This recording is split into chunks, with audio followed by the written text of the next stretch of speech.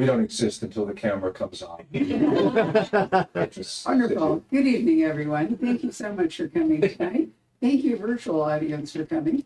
And since we were just mentioning Hollywood and staging things, Ben and I have been together. This is his 22nd book.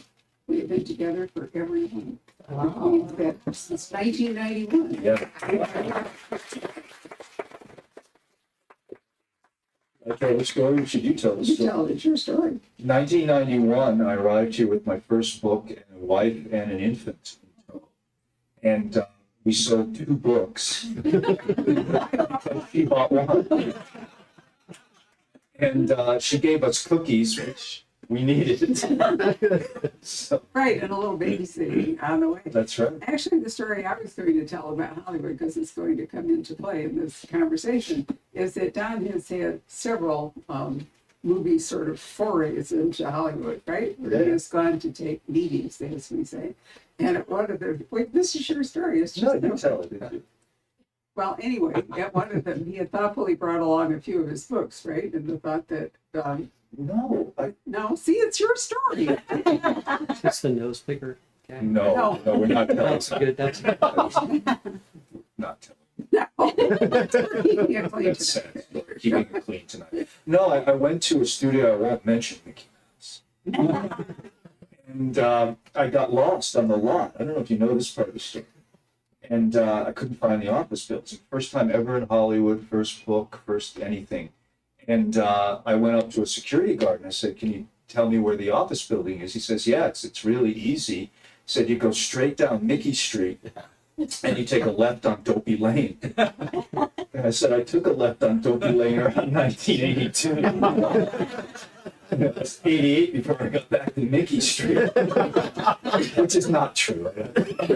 So we get up there, and me and these 2 little producers do the pitch. I didn't even know that word at that point.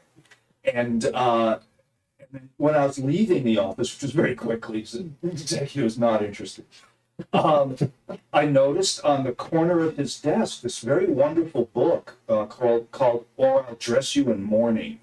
It's sort of a social history of Spain. Some people are nodding, as seen through the experience of a bullfighter. It's a brilliant book. And I got all excited because I'm a book geek. I said, "Oh, it's a wonderful book. Have you read this book?" And here's the response that has amused you for a number of years. He looked down his nose at me and said, and I quote, "I don't read. I have people who read." Just the part I love. Patrick, I hate to take you out, but I'm hearing an echo.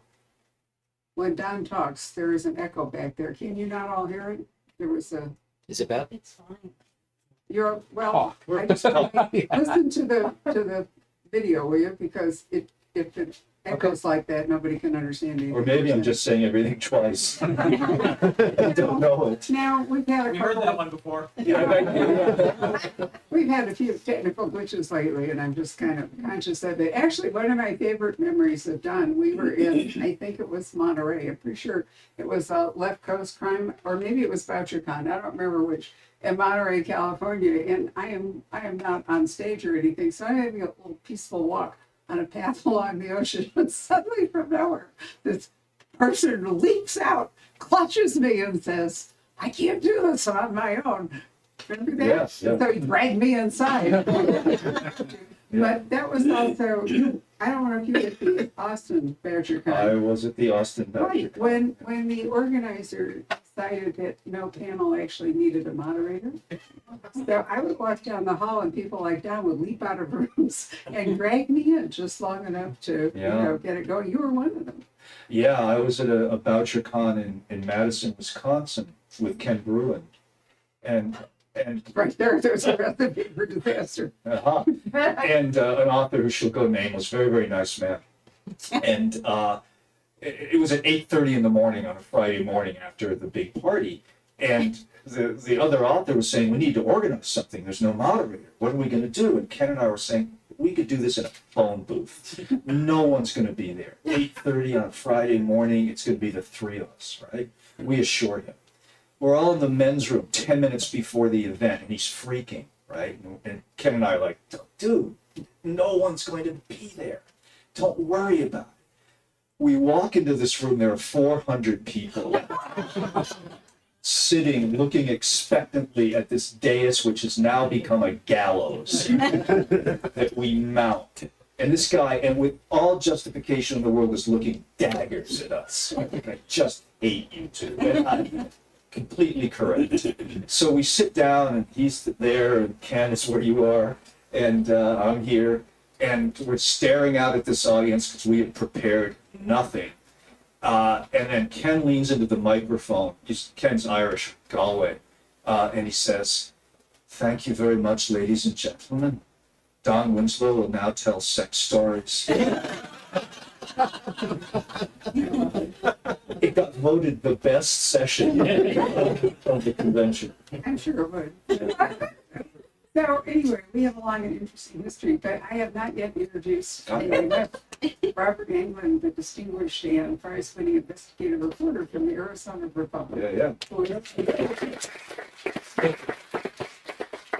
We can thank him for rooting out various calumnies and other things that happened in Arizona. Actually, I've been trying to get Robert to write a book for years, and he could write real true crime as opposed to the faux true crime, some of which we are seeing. But Robert is a Don Winslow devotee and has done crazy things.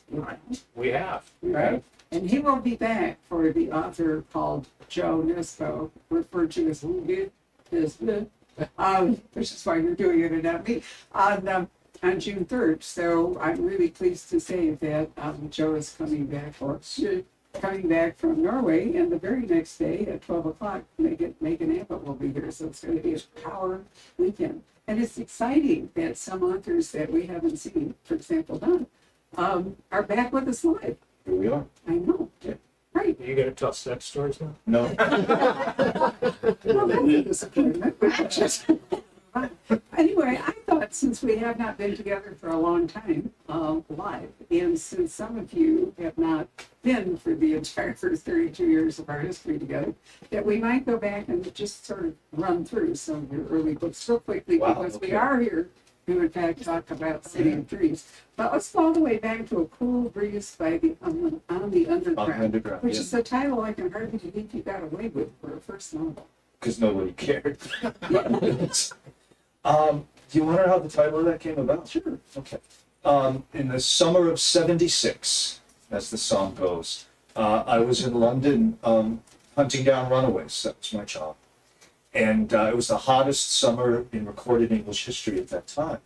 And I would hang around, as is in the book, Leicester Square, Tottenham, those areas. And I was in the Tottenham Court tube station, and standing on the platform waiting for my train. And inexplicably, a cool breeze came up the tunnel. And I had this sort of an earworm, actually, cool breeze on the Underground. I didn't do anything about it for 15 years, but that phrase always stuck in my head. So when I finally decided, I'm actually going to have a go at this thing, of writing crime novels, and what do I write about? I'm going to write about a young guy who has to chase runaways in London. I remembered a cool breeze on the Underground and invented the whole story out of that. Like, okay, who's standing in the Underground? Why is he there? That's how that Which came is about. actually how plotting happens, is the author says, what if? And then it becomes a whole series of what ifs. So as long as you get that initial earworm, Yeah. you can build. Right? Yeah. TJ and I were talking about that the other day. The what if? TJ Newman, Katz's a good buddy, and we were saying, that the two best words in our profession, the two essential words in our profession are what if. So A Cool Breeze on the Underground went on to be nominated for an Edgar, which is the Oscar. It's named after Edgar Allan Poe, if you don't know. And it's the Oscar of the mystery world. So that was an impressive result. And I've never been nominated since. You didn't have to finish the story. Right there. Let him hang. Well, you got away with a lot of fun titles in those early days, right? I did. Walk up the water. Well, it's the second one actually sent me to Hong Kong because it's called A Trail to Buddha's Mirror. And I was so excited reading it that I made my husband book a trip in 1997 to Hong Kong. Amazing. Disappointingly, we didn't get to run through the book because Hong Kong could be a warren. And, you Yeah. had a great chase scene, which involved many different buildings and, you know, all the rest of it. Right. We didn't get to do that. Sorry. You know, Yeah. but still, a trail. And then the last one in that series, which is another great title, is called A Long Walk Up the Water Slide. I don't know where these came from. When Well, you already know where one came from. Shouldn't well, you St. get Martin's identified? would let me do anything. But the Trail to Buddha's Mirror came because I had 7 or 8 published novels into my career before I could quit my day jobs. One of which was, and yes, it's true, I was a safari guide, photographic safaris in Africa, and I was transferred to China for a while. And I was leading people up this crazy mountain, up to a place called Buddha's Mirror, 14,000 something, where allegedly if you looked into the lake up there, you would see your soul. I didn't see mine, which is a little frightening. But It was a ghost mirror. typical. But when I was writing The Trail to Buddha's Mirror, my son was a toddler, and I got an old Atari computer and put it next to mine, and he would sit and bang on the keyboards while I was working. So I wrote A Trail to Buddha's Mirror.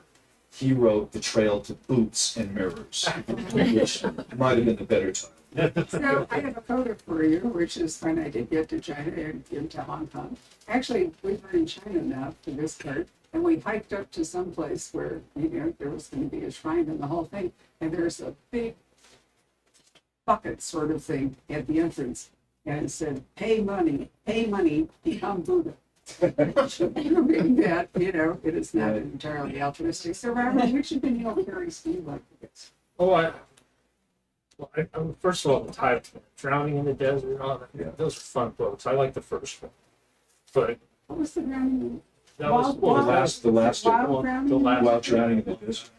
So Long Walk Up the Water Slide was the the third penultimate. one, yeah. Okay. But I'm a fan. I actually, well, we talked about the Cartel and Power of the Dog, because those may be the best crime novels I've ever read. And seriously, I think I'd call the Cartel the Godfather for the millennium, for the new millennium. So those are among my favorite books ever. But I love the surf books. Yeah. Those are the ones that the Gentleman's Hour, the ones you say nobody wants to read anymore.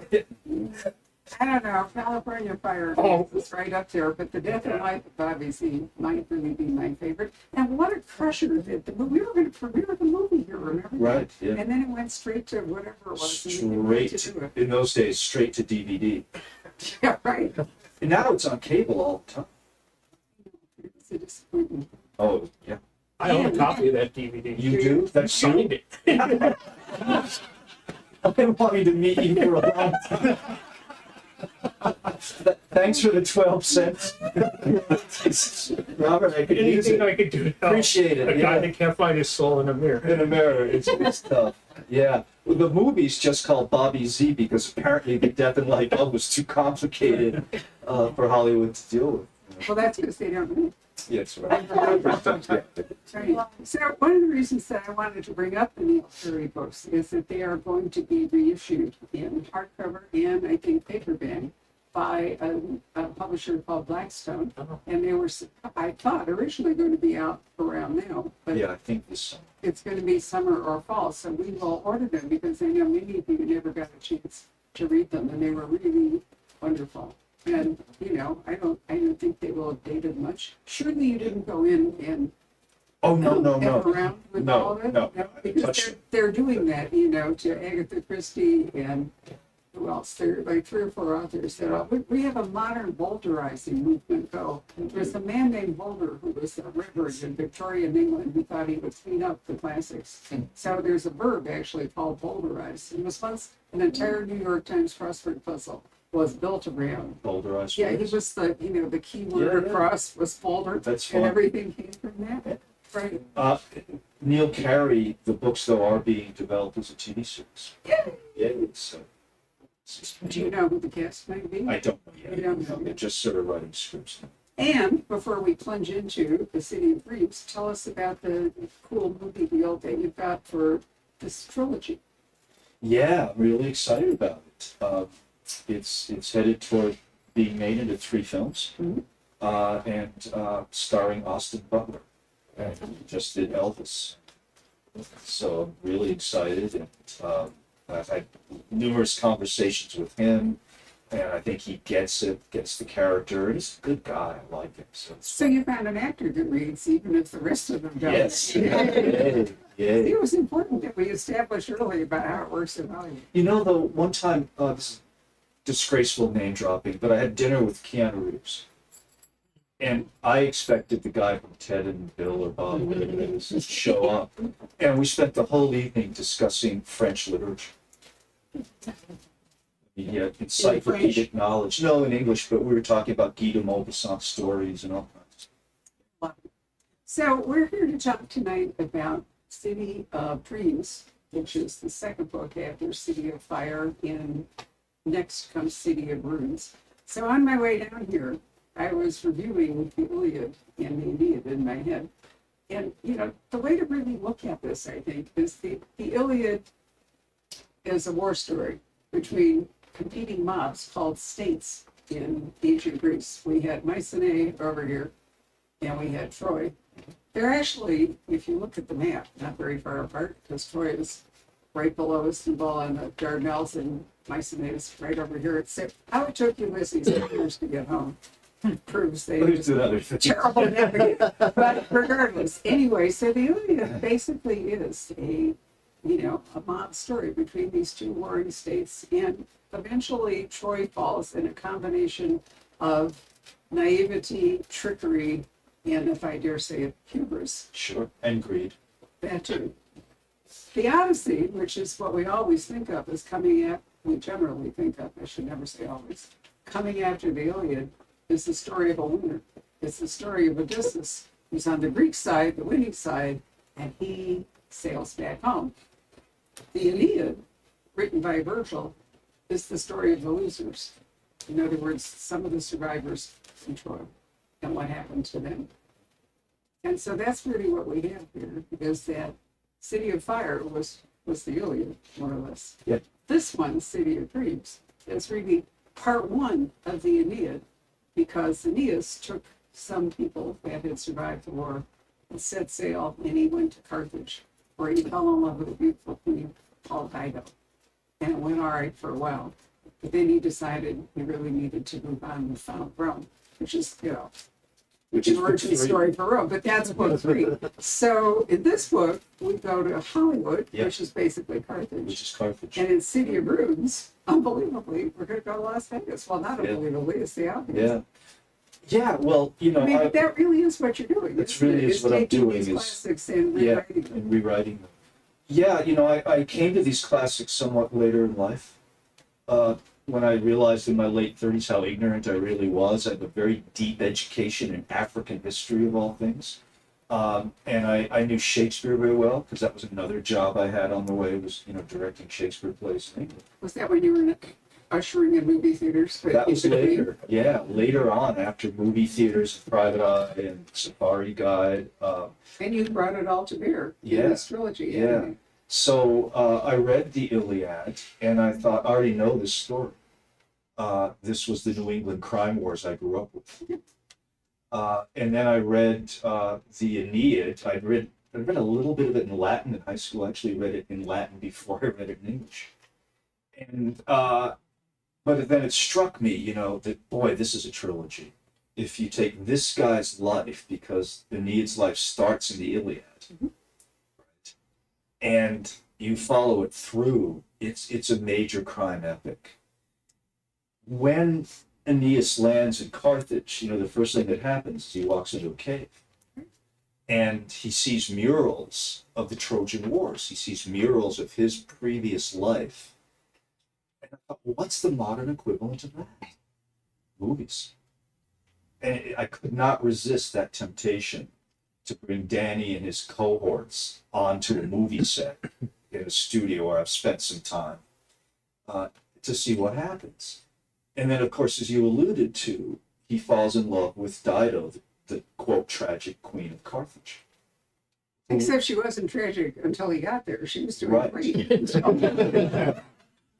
Not so. No?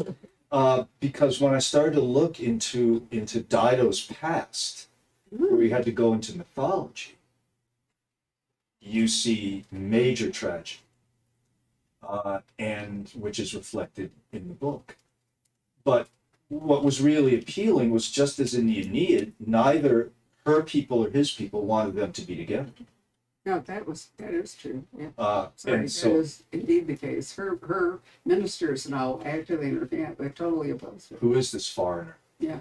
And so in Hollywood, the Hollywood people, the studio people, don't want her with a gangster, and the gangsters from his side certainly don't want him in the headlines. Similarly to Sam Giancana, right, in the '60s, dating one of the McGuire sisters. That was a problem. It probably cost Giancana his life. Am I right, Rob? Indeed. Yeah. Step into this. You know much more about the box than I do. No, I mean that's the modern equivalent, and then the mob becomes a fractured shell of what it was. Right. It's going to implode, right? Right, exactly. Not to give away the last chapter, but But indeed, so it was irresistible. It was irresistible to try to tell that story in contemporary terms. Have you seen the opera? No. Well, I've seen it 3 or 4 times. And one of the truly great operas, written by Bizet, who wrote Carmen, is an opera called The Trojans, Les Troyens. And Dido is the actual lead character. She's a magnificent Jessie Norman singer forever. But it's a brilliant opera. And you might at some point want I to should actually look it listen up. to it because it follows the Aeneid. I actually took college courses online when I was writing these books, and these books Yeah. took me 28 years. But yeah, I took online courses. I mean, an entire semester just on the Aeneid, another semester just on the Iliad, and then the Greek tragic dramas, which also informed some of the subplots in these books, because I wanted to know what happened to the people after Troy. Right? Well, We- yeah, I think telling the loser story, Yeah. most people only know the Odyssey, the winner story. Right. But also some of the winners, what happened to them afterwards wasn't so great. No. You know? And we think you hear the whole story of the Trojan War in the Iliad. You don't. It starts in the middle and it ends in the middle. It's actually Aeneas who tells the story of the Trojan War, the Trojan horse, when Dido asks him. And he says, "Sorrow, unspeakable sorrow, you ask me to bring to life once more, my queen." And he tells her his life story. Agamemnon was another winner who had a really tragic fate, and that's where the Greek stuff comes in. Exactly. Well, the Oresteia, the 3 Greek tragic plays, Agamemnon, Libation Bearers, and the Furies, but they're a noir novel. I swear, what happens to Agamemnon? He comes home. His wife blames him for the death of their daughter. She and her lover kill him in the bathtub, along with Cassandra. Mhm. The son comes home. He kills the mother and the lover in revenge for his father. And then 3 Furies, 3 women, which are reflected in book 3, by the way. It's a prosecutor and 2 cops. Relentlessly track him down and bring him to the first trial scene in Western literature. Do that in black and white and put a trumpet behind it, you have a noir movie. You know, so again, it was irresistible to me to also tell those stories, because those are characters that are in the first book, City on Fire. do you feel like you're moving closer?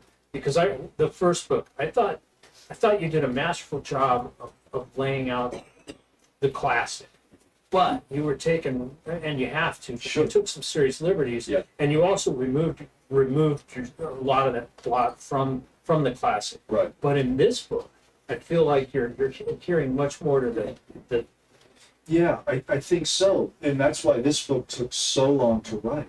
Some of the Hollywood sequences I wrote in the 1990s. But then I just kept hitting these walls. You know, what would the modern equivalent of this be? What would the modern equivalent of that be? And I come across failing solutions, that didn't work. It made no sense until I finally hit on what I hope are the right ideas. So do you think you had to develop as a writer in order to Oh, find definitely. I mean, because the female carries were fun, but they were definitely on the lighter side. Oh, yeah. Yeah. which I loved. I mean, I thought they were wonderful. Well, You always had a comedic voice along with the serious stuff. Yeah, I think periodically during one's career, I think that you have crises of confidence. Am I good enough to do this? And then also, obviously, I didn't invent this idea. You're working in some ways within the crime genre in the shadow of James Joyce. You want to expound on that? Well, James Joyce famously wrote Ulysses, which takes the entire Odyssey and puts it in one day, June 4th, what 19, I forget, and follows two characters, Odysseus and his son, in the course of a single day in Dublin. It's a book I read every other year. So I know this was not an original idea. The Godfather is a retelling of Shakespeare's Henry IV, and we've said that here before. And so, you're thinking, boy, do I have the talent to do this? And for a long time, I thought no. Sure. June 16th. June 16th, yeah, June 16th, 1904. I reversed that. Yeah, thank you, Petra. So, but the other thing that took time is every chapter I put to the following test. When I finished it, if I read it and you could read it with no reference to the classics at all, just as a straight up modern crime story. And if it didn't pass that test, then it went back to the drawing board. I mean, it's been described in many promotional pieces as mob fiction. It is. Well, I know it is, Yeah. but that's not all it is. It makes me wonder how many of them have actually ever read the classics. There have been a couple of comments that have amused me. Like in book 2, he gets away from Homer. Well, yeah, I'm not writing Homer much at all. I'm writing Virgil. So And in Latin, not Greek. in Latin, not Right. Greek. Yeah. So listen, I don't want to sound too airy-fairy or pretentious. That was the fun, and that's what I wanted to do with this project. It's taken me most of my career. With the evolution of your writing, it's really fascinating to watch, because I don't know that there's another author that I've read in a long time whose writing just has shifted tremendously from book to book, or from series to series. You start carrying a pretty common construct. Sure. The narration, Yeah. the observations. Then you move into the California Fire and Life, where you're starting to use those clipped sentences, Mhm. and then you deliver the Power of the Dog, which is more long form fiction, Right. and then you take the Cartel and combine them, and then you come up with this trilogy. And I can't think of anybody who gets more mileage out of a goddamn sentence than you. You're moving us through passages that are quick but just evocative. And I'm going to read one just for you, Okay. because I was looking over this today, and I remembered that this passage came up, and it's one of your longer passages in the book. It's Cassie having reflecting on her newfound relationship, Cassandra, right? Yeah. Yeah. Sometimes after sex, while Peter sleeps, she's awash in memories, pulled by an undertow into the deep water current of the past. Swept out to sea, 14 years old, when Pasco Fieri snuck into her bedroom and told her, "Don't tell anyone, they won't believe you," and she didn't. Though she swore to never let a man inside her, and she didn't, even though they all thought she was a whore. She didn't let a man touch her, no one did until the night, after years of staying clean, she went back to the Needle, and lying dull and high on a dirty mattress in a shooting gallery, a man held her down and raped her. She so high she didn't know if it was a nightmare or real, or so Peter was her third man, but the only one she chose, because the wounded find the wounded washed up on the same sad shore. There's a lot in that. Well, thank you. Yeah. It's amazing. That was a tough one to write. Because I've, No, that's in doing the drug books, particularly The Border, where I was writing about a 26-year-old woman, heroin addict. I've known too many of them. Known too many Cassandras, and I've been to the funerals. And so again, though, it's very much taken from Greek mythology. Apollo raped Cassandra, and in exchange, to make it up to her, as it were, gave her the gift of prophecy. But But no one would listen. no, that was the curse of it. She got Yeah. the gift of prophecy, but the curse is that no one who heard the prophecy would believe it, which is why she kept telling the Trojans, because she was a Trojan, she kept telling them what was going to happen. Don't and bring in none the of Trojan them, horse. don't bring in the horse, right? My favorite. Now there's an actual big wicker horse as you sail up the Dardanelles. They have this really cheesy wooden giant. And you think as you go by it, seriously, would anyone really have believed that? I mean, it's a metaphor clearly for, whatever happened. And Don, when we're talking about horse in this book, was there a conscious to throw the Yes. heroin? Yeah. Yeah, when I was growing up in Rhode Island, and there was a lot of heroin around. Boys in my high school were shooting up in the boys' room. It was called horse. Right. And so again, when I was trying to do the modern equivalent, I went, well, that's a nice coincidence, the Trojan horse and horse. But that sequence, Robert, it's one of the few I actually remember writing. Why? Because I hated writing it. Oh. But it had to Just be there. because of the implication of it, or because it's ugly? Because it's ugly. It's ugly. It's sad.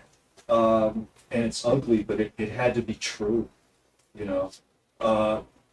And in terms of making words work, my saying to myself is, every word has to pay rent or at least wash the dishes. There's no freeloaders in a sentence. How hard is it to get to that clipped doesn't do it service, but it is a clipped form of writing. You are giving 4 or 5 words, and it can take a whole, that can encompass a whole day, and Yeah. certainly a whole feeling. Where another writer, Ulysses, Yeah. it's 5 pages. Of Yeah. It's a real conscious effort. What can I tell you? When I do first drafts, I write very, very fast, and I'm not thinking about the reader at all. I'm just amusing myself or interesting myself. As we get into around draft 10 or 12, then all I'm thinking about is the reader. How's it going to fall on the reader's ear? Because we tend to forget when we read even silently, not referring to audiobooks here, but when we read silently, we're hearing those words. How's it going to look to the reader's eye? Does every verb make sense? And then if I can find poetry in the subject matter, then I try to find the poetry in it. There's a metaphor in here, obviously, about being dragged out into the ocean. Do you look for muscular verbs? Yes. There are times, listen, I start work at 5:30 in the morning. So around 2:30 in the afternoon, I know that anything I write from there on is going to be crap. I'm going to end up throwing it away anyway. It's just going to be garbage. But I don't want to quit work yet. So a lot of times I'll just go back and pick a chapter at random and literally just scroll and go, okay, here. And then I'll look at every verb. Because for our, I think, brand of fiction, it's all about verbs. And removing adverbs. If the verb is muscular enough, do you need an adverb? You do not. That's what I thought. And I started with your stuff. I started in journalism school. The only writing class I ever had was News Writing 101. And we were not allowed to use adverbs till we were juniors. You can't handle them as freshmen. Stay away. So yeah, and it's it's funny how you could be sitting in a room by yourself and be embarrassed of what you put on the page. Like, oh, there's a stinking adverb. What's that doing there? Or that's a redundancy. But I really challenge the verbs, because the verbs are what's going to move the story. Is it the best verb? Is it the most accurate? Is it the most vivid? So do you find, because, you're writing every day, whereas we're going to read it in adult, and when you're writing it every day, you wind up with some repetition because you have to sort of, either you forget that you already said it, or you're repeating it to put yourself back into the story. So part of your editing revision process would be chopping out the repetitions. too, Yes, right? yes, yeah. And which is particularly difficult in a trilogy. Ah, Because by the time you're at book 3, you don't remember what you did in book 1. You know what I mean? And so, again, you're embarrassed sitting in a room by yourself. But I, like with Dog and Cartel and Border, I had to keep the first 2 books with me when I was writing the third to look them up. Did I kill this guy 500 pages ago? Oh shit, is there a person you didn't kill? now, Don in his career, in fact, Blue Power of the Dog, had what I would describe as a truly powerful and possibly almost self-immolating editing experience with Sonny. With Sonny. Would you do you feel like you could revisit that? Sure. Because I think oftentimes readers think that the book they got was kind of like, the version that you wrote, but it really isn't. It's been refined and refined and refined. I wrote a book called The Power of the Dog, which is the first in this sort of drug trilogy. And the first draft, is this what you're referring to? Yeah. Was 2,008 pages. And even That's very funny. A woman over here, oh my God. Even Random House did not want to publish it. And this, by the way, was in the day before you hit send. This was when you printed it out, which took 3 days to print the damn thing out. And then you mailed it. There's a clear-cut area in Oregon where you can. I had planted many trees from it. The whole forest went down. And I used to joke that it was the manuscript that used to roll itself around the halls of Random House demanding cookies. So I'm in England that summer directing and watching a tennis match, and one of Sonny's assistants is with me. And I realized he'd been sent on a diplomatic mission. And because Sonny took 7 months to give me editorial notes, because he was also editing Bill Clinton's memoirs. My joke about which is the only thing I have in common with President Clinton is we both wrote works of fiction for Sonny Mehta in the same year. So, Poor this, man did die. I mean, possibly, I called Sonny up finally, Yeah. when I hadn't heard from him. lovely man. Lovely. I love Sonny and I miss him too. And I left a message on his answering machine that said, "Don't call me. I'm done. I quit. I'm done. I don't care anymore." In other words, 2 days later, he rings me on a line that he had no reason to have. And he was very soft-spoken man. Very, very soft-spoken. Said very few words, actually, ever. The people used to have contests. You probably know about this. How long you could sit with Sonny Mehta at dinner where nobody said anything, right? And he says, Tom, you've probably hired hitmen by now." And I said, Sonny, why would I pay someone to have the fun that I could have? So he sends this emissary, and he's standing over my shoulder. He says, Sonny read the book. So, news to me. And he said, he has one note. What's that? Cut it in half. But didn't you actually sit with him in his kitchen Yes. or his office or something Yes, and pare yeah. it down? Yeah. And I, of course, me being me, because I'm a jerk, I said, well, do you want it every other page? Or diagonally? Or, I'm happy to cut it. Just tell me how. Anyway, so Sonny gets a hold of me. And he says, Tom, come to New York, please. We will sit down and we'll edit the book. And I had one of those literary experiences that you only fantasize about as a young guy. I take the train down from Rhode Island to New York, and I go to Sonny Mehta's apartment on Park Avenue, which looks like this. It's just walls and walls of books, many of which he edited. Midnight's Children, The Godfather.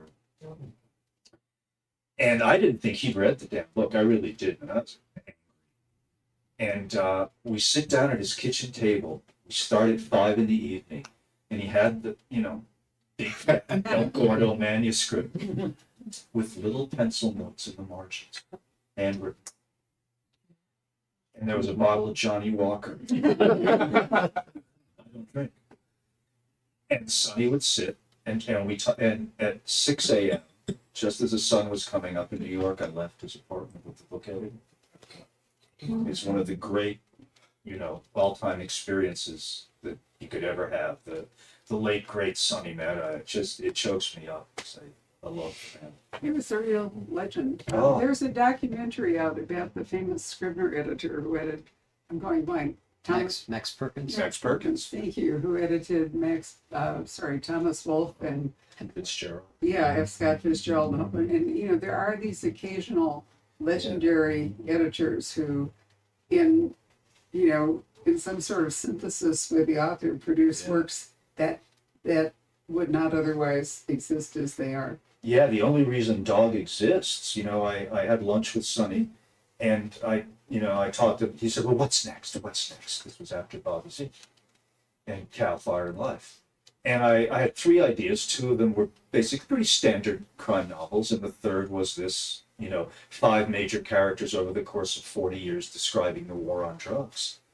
And Sonny said something so unusual for a publisher and an editor. He said, well, we know you can do the first 2, but we don't know you can do the third. Let's do the third.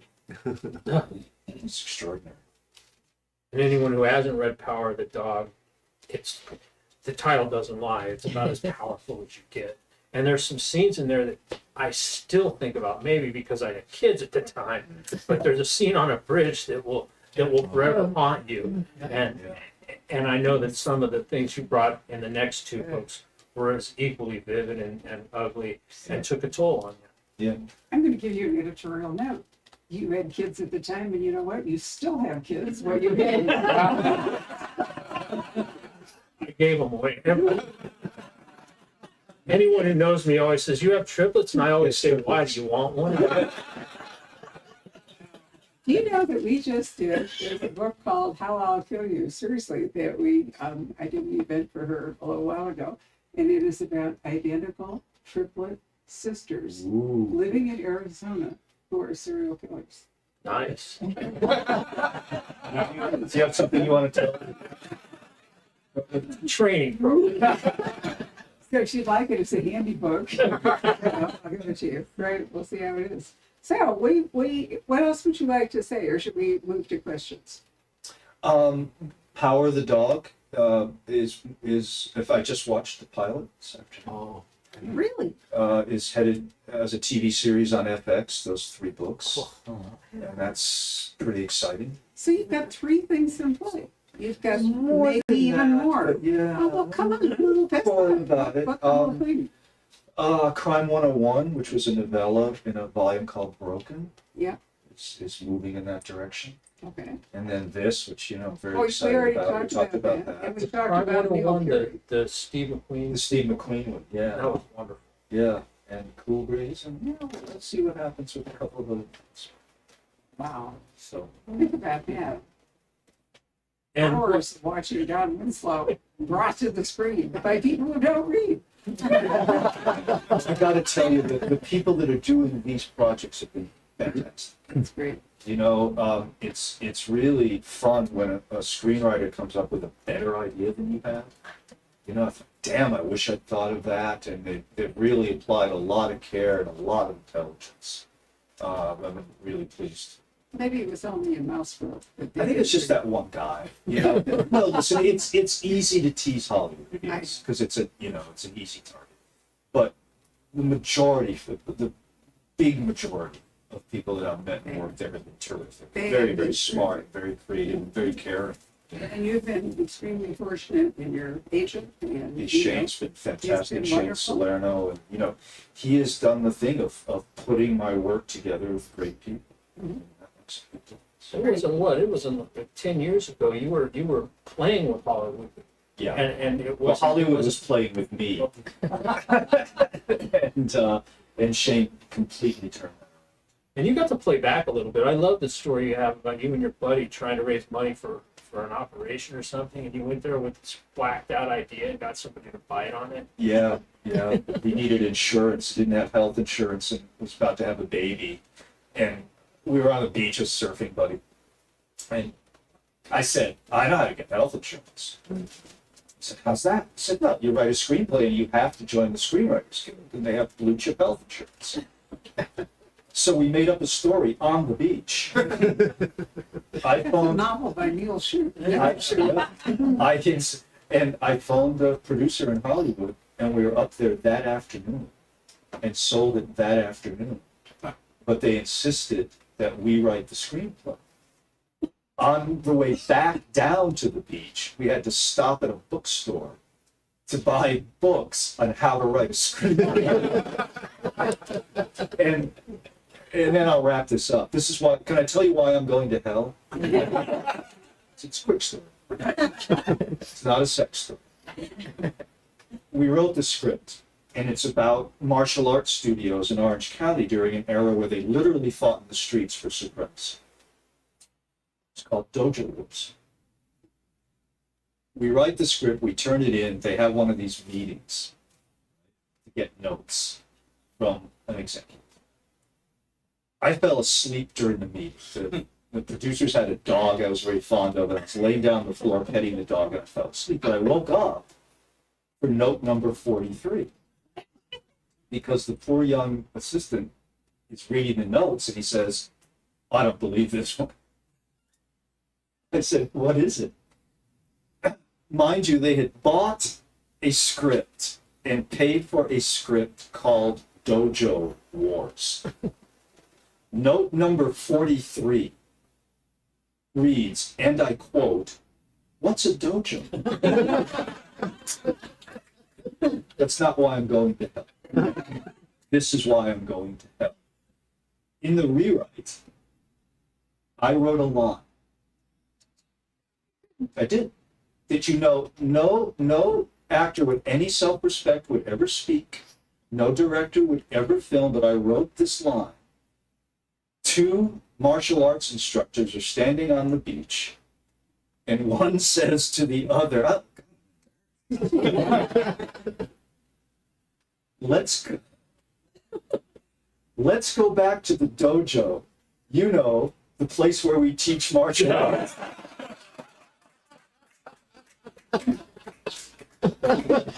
You know. Japanese translator, just do it yourself. So, but the baby was born safely in a nice hospital, and there we are. It's amazing to me. Yeah, fun. But it's amazing to me that Disney didn't jump all over your books. I mean, really, drug wars, people getting butchered in all kinds of fun ways, sex, violence, sex and violence while having sex. I mean, Disney, it screams Mickey Mouse, right? I know, yeah. It wasn't the best idea. There we go. So in this Troll, back through your entire stellar career, we have overlooked one book which was very meaningful for you, in which we did an event here, and it was your fiction Yeah. with your friends. Yeah. Tell us about that. Looking for a hero, I wrote with my dear friend, my former professor, Pete Maslowski, very eminent military historian.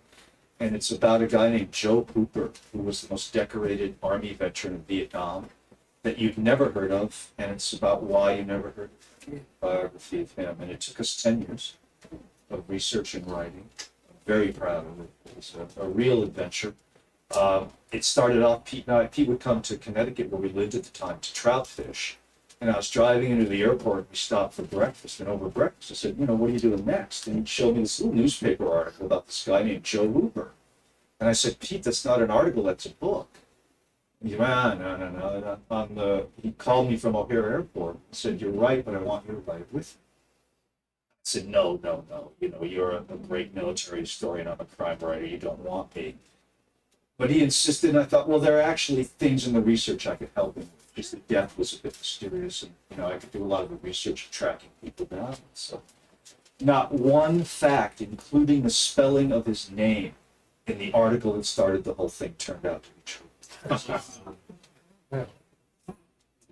No, very proud of it. So fiction inspired nonfiction. As a matter of fact, it didn't work. I thought it that way, but, yeah. Well, that's how I feel about the three books, your trilogy, the Drum trilogy, that it is fiction wrapped up in nonfiction. And it's a reporter's tone. That's what it is. You have a lot to be proud of. Oh, thank you. It's very nice. Yes. And I've really enjoyed doing this with you. Yeah, I've enjoyed doing it with you too. This has been, you know, I mean, this was the first bookstore, and you were the first guys to support me. You know, it feels So, like if you home in wrap so it up- many ways. I'm not gonna get teary eyed because I'm a tough crime writer. I know you are. Macho. If you're I know really- that came across. If you're really gonna wrap it up next year, we should end here. We should figure that out. Bookending. Yeah. As we began, thus we end. I still don't believe it. Yeah, Yeah. it'll just be a pause. We actually had a discussion about other things to do, so I don't think that writers really retire, We'll see. We'll see. but we might do something different. Right, so questions. Patrick, have any questions from the audience? You can start out. Yeah. And you need to stand up because they aren't gonna be able to hear you, or take my microphone. Yes. Oh, no, Don, you have to answer the Oh, question. I forgot that part. It was just questions. No. No answers. Question is from our Italian friend Stefania. She's back. She's back. Yeah. She lives in Genoa, and she's Wow. up in the middle of the night every time we do this. Yeah. She says Mr. Winslow is one of my favorite authors. I always learn a lot from his stories. Let's see here. I hope he will change his mind about quitting to writing. Let's see. Her main question is, when can I meet Mr. Winslow in Italy? Well, I don't think That's under discussion now. Yes. Oh, really? I'd like to kind of dial in on that comment you made before, which I thought was so good about the correlation between Greek tragedy and noir fiction. I mean, it really, I do see that connection. Thank He you. was asking Louder. about the Me? connection between Greek tragedy and noir fiction. Me. Listen, we haven't invented anything. You know, in our beloved crime fiction genre, in terms of themes, we've invented nothing. Everything that we commonly deal with, honor, dishonor, betrayal, love, sex, violence, all of that, it was all done by the time the Greeks and the Romans were finished. And I don't think that we often acknowledge or realize, I think it's almost unconscious, even in our language and the way we tell stories, how much that is integrated into our culture. Hammett or Chandler? Or both? Chandler. Easy answer from Not because of his plots. no, because listen, he's the great poet of what we do. If you read Chandler out loud, it screams. I got to go to Raymond Chandler's house Me too. in La Jolla. Did you? Yeah. Yeah. Alan Russell took Yeah. me to lunch Yeah, at yeah. the club, and then we And went I went to over work. there. Yep. Yep. And I still remember Michael Conley working, Yeah. what was it, last night, the Jacarandas were in bloom. Yeah. Chandler, do you ever drive up and down Scottsdale Road or any other place and see the Jacarandas? They're so beautiful, and every time I think of Chandler and I quote Chandler, he was just, but he was a terrible plotter. Remember the great story about The Big Sleep? Yeah. Who wrote the screenplay for The Big Sleep? It was some other famous. Sorry? Faulkner. Was it? Yeah, but he called. Remember, there's that whole thing where he called Ray, said, why is something or other going on in The Big Sleep? And Ray said, damned if I know. Yeah. Yeah. I know that feeling. I don't care about plot, to tell you the truth. It's just you have to have one. So there you go. But that was going to church, going to Chandler's house. Yeah. Did you see the bullet holes where he Oh, yeah. shot at his wife? Yeah. he was a drunk, and So was she, yeah. Yeah, other things. If you watch the movie of The Big Sleep, if you've ever seen it, you can find it now, the director's cut. Because when they made the movie, it's a wonderful story. Lauren Bacall was, just a rising author, and she was, with Bogart and the whole bit. And the critical scene in the original movie, the one, the original script, was the one that made sense out of the entire thing, and they cut it in order to give Lauren Bacall an extra screen moment. And only if you see the director's cut DVD of The Big Sleep Oh, it's fun. do you get to see that. It was a revelatory moment for me. There you go. But to stand in the room where the long goodbye was written, Yeah. again, church.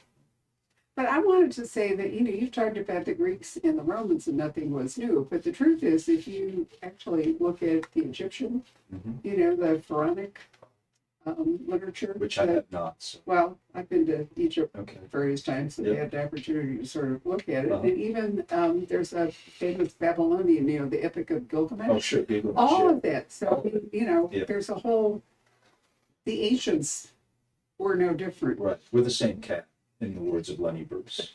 Exactly. All right, questions from the audience. We've stunned you.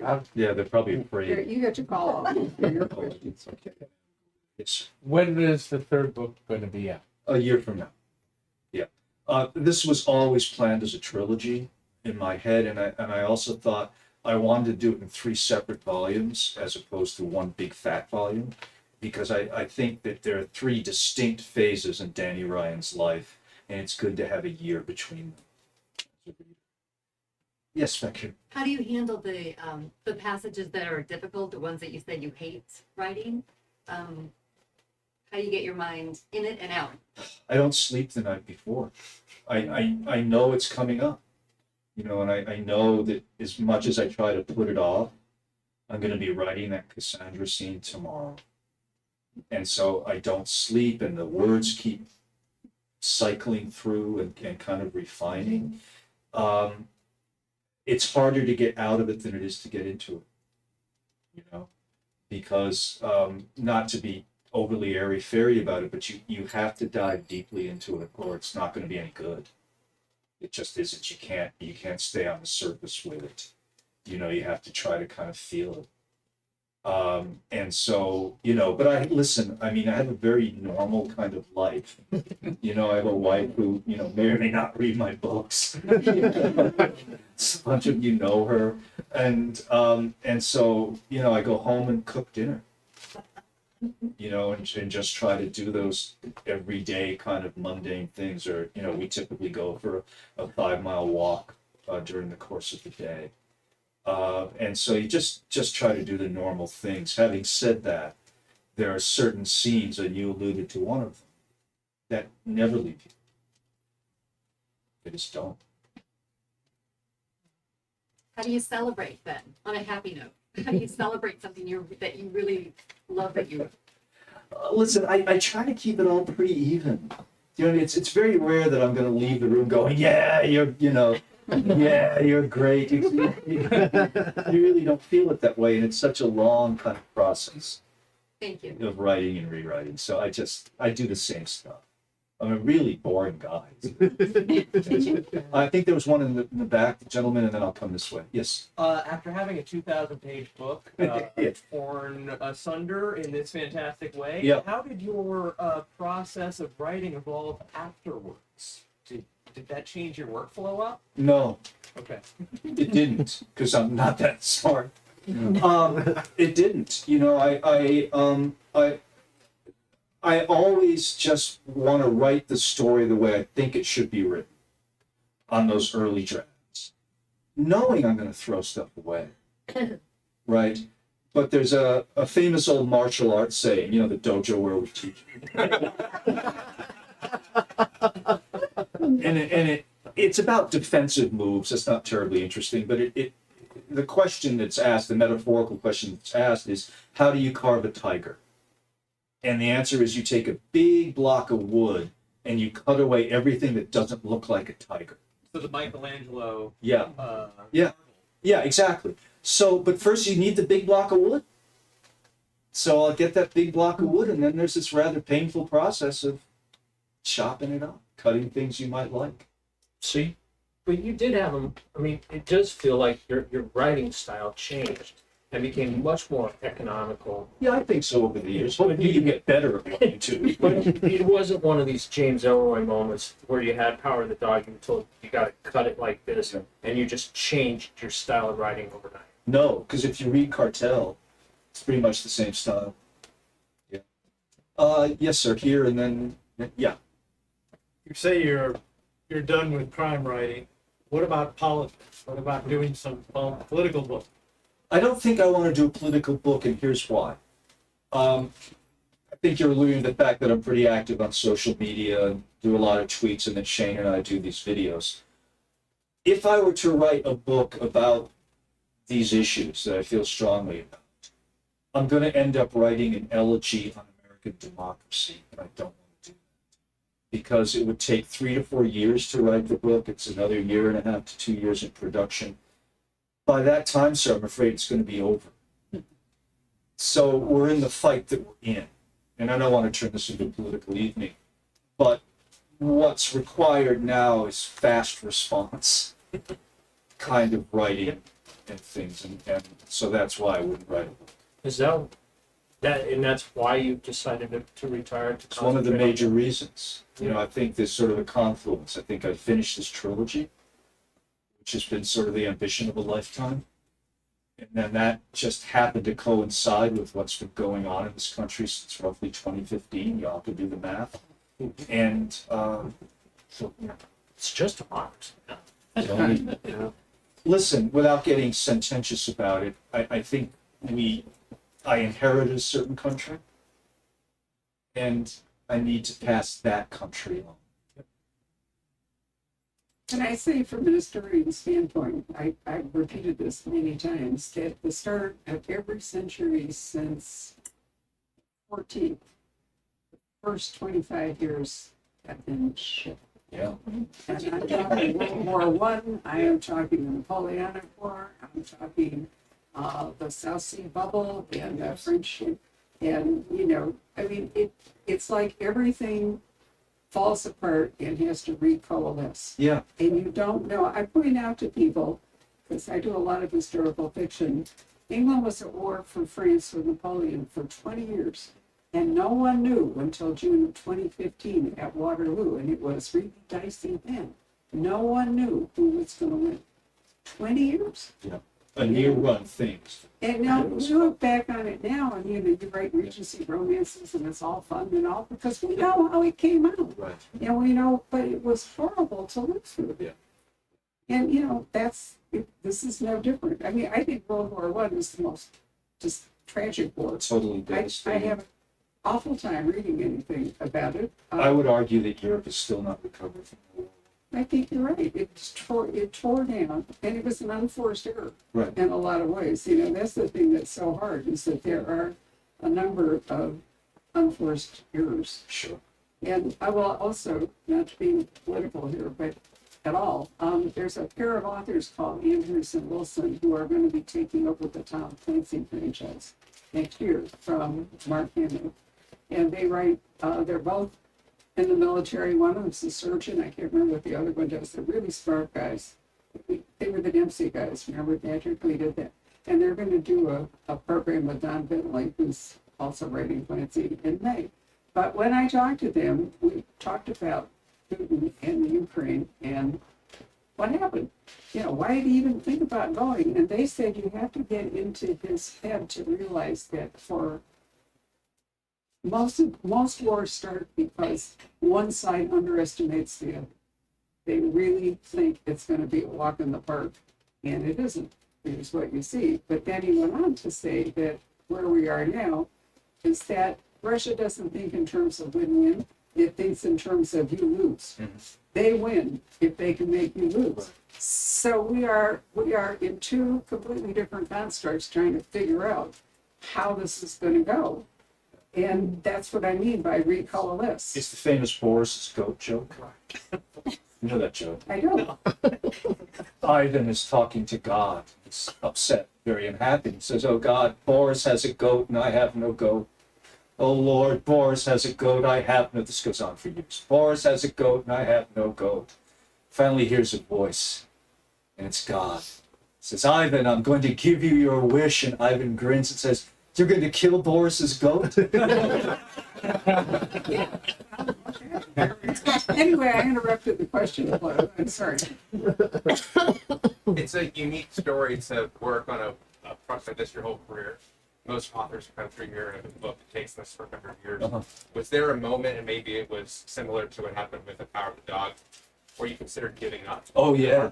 Is Oh. there one of those you can share about that was specifically, a watershed moment in the process? Yeah, constantly. Look, I wrote the first sentence of this first book 28 years ago. Hasn't changed, by the way, by a syllable. So I had this image of this woman coming out of the guy watching this woman coming out of the water. It starts everything off. But yes, sir, periodically, I would think, I don't have the chops to do this. I'm not talented enough. My skills as a writer have not developed to the point where I can do this, and so I would set it down. And so I would say most of the first book and maybe half of the second book had been done by about 7 or 8 years ago. I think the watershed moment, maybe there were 2 of them. My wife and I started to go to Rhode Island more and more to take care of my mother, to be frank about it, who required more and more attention, as that was very common in everyone's lives, I think. I had not lived there since I was 17 years old and had sort of wandered the world in an Aeneas-like way, although I didn't have that awareness, that self-awareness at that point. Trying to build a career, and I wasn't a fugitive, but, I had a baby in tow, and living in California, England, Africa, China, the East Coast, the West Coast, wherever the work was. We go back to Rhode Island and I fell in love with the place again. I started to see the people differently. And at that point, I kind of made this decision, I'm going to finish this book. And then COVID hit. And we're all locked in, And so book number 3, was mostly written on my mother's front porch in Rhode Island, and I would sneak down in the mornings. So I didn't want to wake people up. And that's how I started writing out on this porch. There were times I was writing with gloves. There was no heat out there, and doing that. So I think that was it. But yeah, there were all of these crises of confidence, thinking, I'm not good enough to do this. You famously wrote a first sentence of one book to a publisher, right? Yeah. It's a great first sentence. Savages. Savages, the first chapter was written to Sonny Meadow.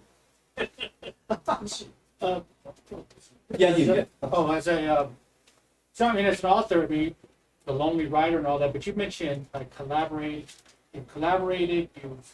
you have a wife that supports you, you publishers and editors. That's really important for you as a writer. Oh, sure. To make sure that these people are around you with good support system. Of course. Look, the lonely writer or the lone, we do this by ourselves is a myth. It's a myth. When I go downstairs in the morning, I turn on the lights and they come on. So already I'm in debt to thousands of people I don't know and that I'll probably never meet. Right? I turn that computer on, it comes on, it works. I get a cup of coffee, right? An essential tool to me. Again, there are people involved in that process I don't know and I'll never meet. This book is dedicated to teachers, right? Without teachers, you're not reading this book and I ain't writing this book, right? I have to go back to the lady in 1st grade and 3rd grade and 8th grade. The janitors in those schools, the custodians, right? Without them, you don't have a school, you have a health hazard. So this entire self-made man myth, right? And I didn't come from money, I come from blue-collar, working-class people, right? And I do okay now, But to think that I'm this self-made man is ridiculous. And then to bring it closer into the business, right? I have an agent that we've talked about tonight, Shane, who, made my financial life possible and gave our family security and dozens of other things that I could talk about. Editors, as you alluded to, who have their say. But what about and I'm making a speech now and I apologize, but it's kind of an important speech. You deal with the marketing people, the people who sell the books, and publicists and bookstores, right? Without bookstores, I don't have this job. Right? I'm doing something, I'm still chasing leopards around Kenya, which was a nice job, but it's not this, you know? So yeah, it's, you know, I know that we like to sort of, you know, position ourselves that way. It's loners, and yeah, I work alone most of the day. Most of the day I spend with people who don't actually exist, right? You know, which is a little weird. And they do everything I tell them, or I delete them. They say everything I want them to say, but then at the end of the day, as I was sort of discussing with you, I go back to the house. She is not going to say what I tell her to say. You know, she's just, I think life would go better if she spoke. That I write. I'm a pretty good writer and pretty good at plot. And I always think, you know, the day will go better if you'll just do it the way I wrote it. You know, but it's not the case. So, yeah, thank you for asking that question. You know, it's really amazing how good writing can, you know, can bring characters to life and transform you. I have an author staying with me at the moment who's a very good writer. And we watched the last episode of season 2 of Ted Lasso last night. And I'm telling you, we sat down over coffee today and we really, you know, dug into, you know, what's going to be, what's going to happen to them. And, you know, if we really care about, I'm having a terrible time not talking like Roy Kent. You know how he is. And, you know, it's hard when you're listening to him to, you know, kind of. You said that earlier, and I was trying to lure her into saying the F word.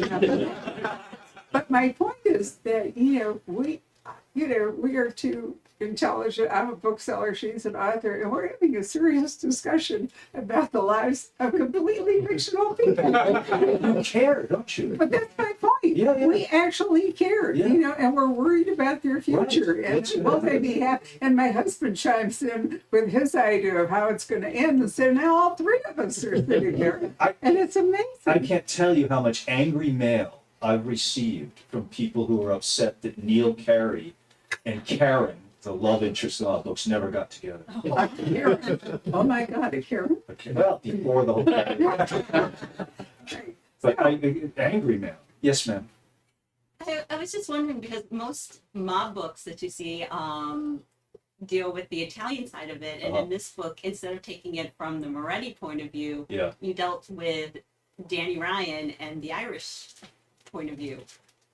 Why did you make that decision to go with that point of view? Well, listen, I grew up in an Italian-Irish neighborhood. Okay, so I knew both sides very, very well.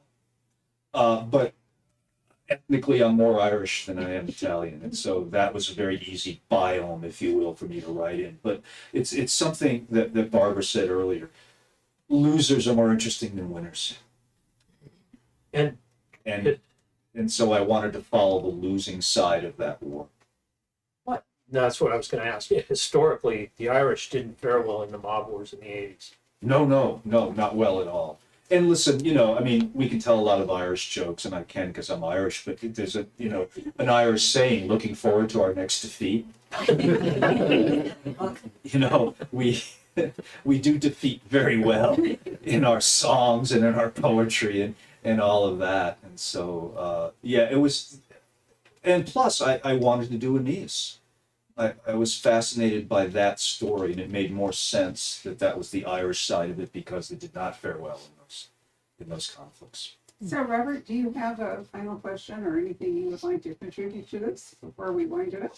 I think we're getting a lot of good questions. Yeah. You don't need me asking them. Oh, I just thought you might. Patrick, how about you? Anything you still like to ask or offer? You guys have covered everything. Wow, Yeah. impressive. Well, actually, I do have one question. Uh-oh. Your lost book that we alluded to, the MacDonald Lloyd. Yeah. Can you talk about that? There's a book I did that's known all over the world as Isle of Joy by Don Winslow, but in the United States as A Winter Spy by MacDonald Lloyd. Because the publisher did not like, the American publisher did not like, I just forgot the title. Isle of Joy. Isle of Joy as a title. I hate A Winter Spy as a title. Right. And then We imported, remember? We Yeah. imported Isle of Thank Georgia, you. so we didn't have to sell the winter's flag. We got it from England. But then I signed with Knopf shortly after this happened, and they were doing Bobby Z, and they were making a big deal of it, God bless them, and they didn't want the names confused. And so everybody wanted me to pick a synonym. And so I came up with MacDonald Lloyd. But it's one of my favorite little books. It takes place in the last week of 1958 in New York City, and it's about jazz and nightclubs and all kinds of stuff. How about your sideline career as a writer of erotica? There's another Don Winslow, you all know this, a lot of you know this, that writes, Patrick was very politely calling it erotica. And in the days of Borders, you could find it in the erotica section. As I learned at my son's first grade parent-teachers conference, when the teacher said, Thomas is doing very well, but we're a bit concerned about you. I said I didn't do that well in first grade, but I thought it had been forgotten. She said, no, we asked Thomas what his daddy did for a living. He said he was a writer. I went to Borders. Slave girls of Rome. So, yeah, You could have told them you were the Don Winslow from the children's books. I could have, Don yeah. Winslow of the Navy, right? Don Winslow of the Navy. My father was 20 years in the Navy, was also Don Winslow. So there are a lot of these confusions, but I have done these sorts of sessions where people have arrived. I'm a little disturbed you find this so amusing. Didn't happen to you. How did you sign them? That's what I No. want. People have arrived in full S&M garb. And they come up to get the book signed, and they say this very low octave, and I love your other stuff. And little Irish Catholic boy that I am, I go up an octave. No, you don't. No, you don't. It's a curse. It's a curse. So we've come to the part where, to thank you for coming out this evening, I'm going to give away a book. Oh, my. And in honor of your many California epics, I'm giving away a book called The Golden Gate by Amy Chua, which is not coming out until, I can't remember. Anyway, this is a super advanced reading copy. It has no artwork, it has no nothing. This is the sort of thing that I get months in advance. And the theory that I will make intelligent decisions about what to carry in the store and what others we might actually like to talk to. There you go. Where we go. So, The Golden Gate is a sweeping, evocative, and compelling historical thriller that paints a vibrant picture of a California buffeted by the turbulent crosswinds of a world at war and a society about to undergo massive change, which is sort of what we've been talking about Absolutely. right here. So, Amy, what are we doing? Okay. So what we're going to do is ask you to look at the number that came for. Oh, you got numbers. Bought a book. Wow.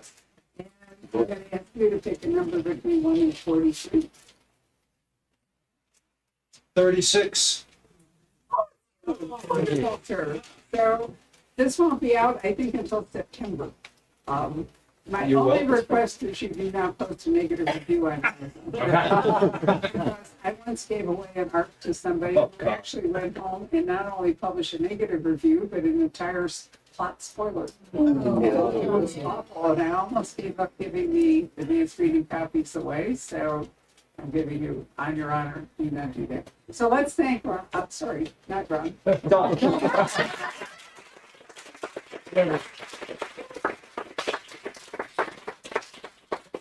You should have pretended I've already killed it very well. Right, no, I'm not going to do that. But I will tell you that I do think that Ray Goldstein may be one of the great comic writers of our time. Absolutely. You know, and amazing. If you haven't watched Ted Lasso, I truly recommend that you do. Even if you don't care anything about soccer, because it's